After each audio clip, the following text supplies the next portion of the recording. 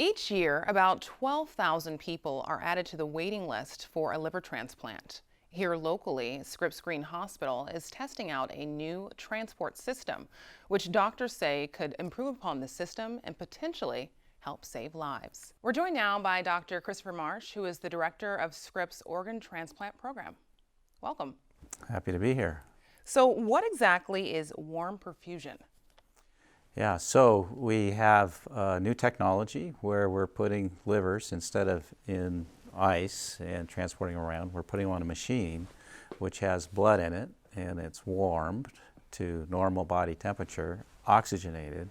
And in addition, we've added nutrients, electrolytes, things to feed the liver, and it basically supports the liver. And as I call it, it's almost like putting the liver immediately back in the body where it can continue to function rather than sitting cold for hours. And how big of a development is this? Well, this is a huge change. For 50 years, we've been putting livers on ice and shipping them and having to hurry up and put the organ in before it deteriorated. This change we're seeing is that with putting it on this machine, it does two things. It keeps the liver going. We have the ability to assess its function, and we think that it will extend the times that the liver can be on the machine before it's put back in the body. And it's going to, we feel, will change the nature of how we do transplants and hopefully increase the success of transplants. And you've already applied this process here locally. Can you talk about a transplant performed on a police officer? Yeah, so he was the first in the region in San Diego to have a liver put on this pump and transplanted.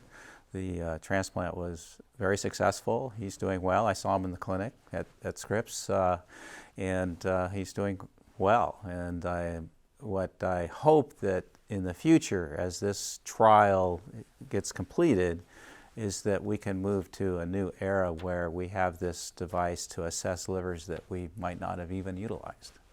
In the West Coast, in our region, about 160 livers are not utilized because we're afraid that they will not work. If we could take half of those and put them on the machine and assess that the livers are working, we could transplant more patients. So it's twofold. Transplant livers further, potentially utilize more livers and save more lives. I was reading that not only is there a benefit of the liver being able to be transported farther, but also what's the benefit of keeping the liver warm?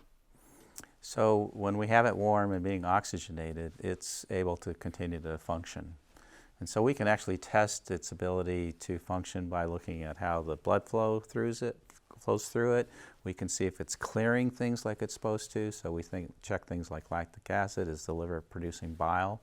And so by having it warm, we have the ability to assess the liver, whereas when it's cold stored in a box, we have no way to know. So what's next? Tell us about the process of this trial. So the trial has to be finished, and of course that's the whole idea, to do the trial to prove that it's safe. Then I think it's a rollout. Like anything that gets started, a new immunosuppressive drug, you kind of know how it works, but then you learn when to use it, how to use it.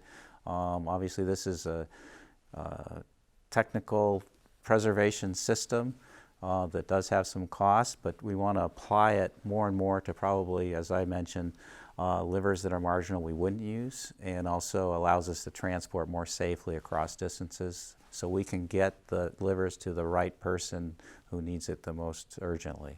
Thank you so much. You're welcome.